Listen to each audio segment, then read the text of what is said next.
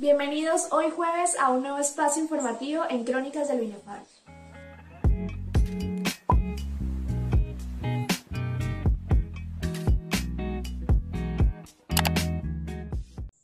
Según la página Acceso a la Justicia, la censura en los medios de comunicación ocurre cuando una autoridad del Estado o de un particular, actuando por sus instrucciones, decide de forma arbitraria intervenir en la información dada por un medio de comunicación, sea imponiéndole pautas, límites, temas o prohibiéndole la publicación de información. Por ejemplo, prohibir la publicación de las estadísticas de homicidio es una forma de censura. Aunque nuestra majestuosa Constitución Política considera la libertad de expresión como un derecho fundamental en su artículo 20, en Colombia las labores del periodismo se han enfrentado en múltiples ocasiones con el panorama de la censura. ¿Cómo cuáles, por ejemplo?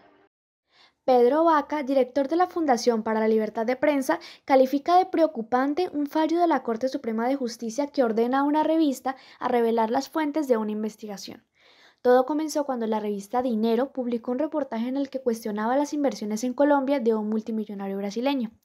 En el texto se ponía en duda la labor de una exfuncionaria del Ministerio de Ambiente. La funcionaria demandó la publicación y la Corte consideró indispensable la exhibición de las comunicaciones entre el reportero y sus fuentes para conocer la autenticidad de las afirmaciones escritas en el artículo. Sin embargo, varios profesionales se manifestaron en cuanto al tema, como Fidel Caro, director del diario El Espectador. Me parece una decisión insólita. La reserva de la fuente está protegida. Es una de nuestras herramientas para poder llegar a información que no sea simplemente oficial. También Alejandro Santos, responsable de publicaciones en Revista Semana, quien consideró este hecho como una jurisprudencia en Colombia para vulnerar el secreto profesional. Y por supuesto, el director de Libertad de Prensa considera que sirve de poco que la libertad del periodismo esté reconocida por la Constitución si los funcionarios no lo saben, lo que desencadena en censura. ¿Y eso es todo? No, no es todo, pues muchos reporteros y periodistas han tenido que enfrentarse a la violencia que se vive en muchas regiones del país. El periodista Edinson Bolaños denunció el robo de su computador, su libreta de apuntes, una grabadora y el documento que lo identifica como periodista. Bolaños había sido amenazado por una investigación sobre minería y tuvo que salir del Cauca al suroeste de Colombia para protegerse. Según su relato, en los equipos y libretas robadas había información sensible como datos personales de sus fuentes y pistas de un caso que se encontraba investigando. Además, las estadísticas de 2017 por parte de la Organización de Prensa demuestran que 368 periodistas sufrieron ataques y 100 más denunciaron amenazas. Lo más preocupante del caso es que más del 25% de la totalidad de estos actos fueron por parte de funcionarios, servidores públicos y políticos. Esto es mayor al número que representan los grupos armados ilegales en cuanto a censura.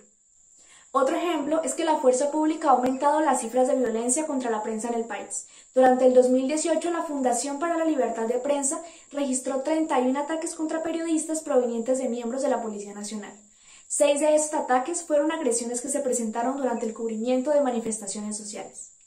Como el 13 de septiembre, cuando miembros del SMAT golpearon y torturaron brutalmente a 5 periodistas y destruyeron sus cámaras fotográficas durante el cubrimiento de una protesta estudiantil en la Universidad Pedagógica, en Bogotá, a pesar de que los reporteros, identificados como prensa, informaron a los miembros de la Policía Nacional que eran periodistas. ¿Desde cuándo ocurre esto? Según el portal de noticias de Unisabana, la represión a la libertad de expresión se ha comportado de la siguiente manera. En los años 50, a pesar del movimiento iniciado y apoyado por el Círculo de Periodistas de Bogotá y la Sociedad Interamericana de Prensa, el general Gustavo Pinilla, quien en ese momento se encontraba en la presidencia, cerró y clausuró varios medios de comunicación a su antojo. Los 16 años posteriores a 1958, cuando tuvo lugar el Frente Nacional, los partidos tradicionales se apoderaron de los medios de comunicación. La época de los 80 a los 90 estuvo marcada por la violencia proveniente del narcotráfico.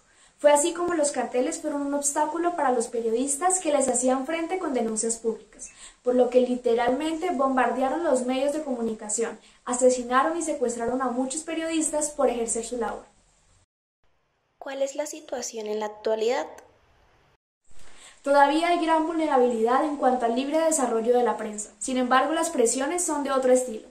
Son más inteligentes y menos evidentes. Algunas formas de abuso contra el periodismo son el espionaje ilegal, las extrañas judicializaciones, las intercepciones y la autocensura por intereses financieros. Es por eso que, según el periódico La Patria, podemos encontrar una buena cantidad de denuncias sin fundamento, tutelas al gusto y una cantidad de procesos judiciales utilizados como armas legales por quienes les incomoda la denuncia periodística. El objetivo de estas acciones es presionar a los periodistas para que eliminen lo publicado o para evitar que sigan investigando temas que al demandante le molestan. En ocasiones, el acoso judicial cuenta con la complicidad de los jueces o fiscales, quienes actúan extrañamente en contravía de derechos claros establecidos en el marco legal colombiano. ¿Se ha hecho algo al respecto? Pues durante el 2019 la justicia colombiana e interamericana lograron avances para superar la impunidad en algunos crímenes contra la prensa en el país. A pesar de esto, 125 casos de periodistas asesinados no han sido resueltos y muchos han retrocedido. Están quedados. Así es. De igual forma, la Unidad Nacional de Protección ha querido actualizar sus medidas de prevención y protección a periodistas. Sin embargo, su plan está lleno de ideas superficiales, por lo que la Fundación para la Libertad de Prensa recopila algunos problemas que tiene el actual sistema de protección y expone sugerencias para reformularlo. ¿Y en qué nos afecta esto a todos? Qué buena pregunta, pues el periodista Juan Luis Cebrián considera que la opinión pública, los medios de comunicación y la prensa libre e independiente son un elemento sustancial para considerar que realmente tenemos el ejercicio de la democracia. Los miembros de una sociedad merecen tener acceso a una información honesta y real de lo que está pasando. No olvidemos que cuando callan a un medio de comunicación es una oportunidad menos que tiene el ciudadano de enterarse de la verdad y de tomar decisiones con libertad.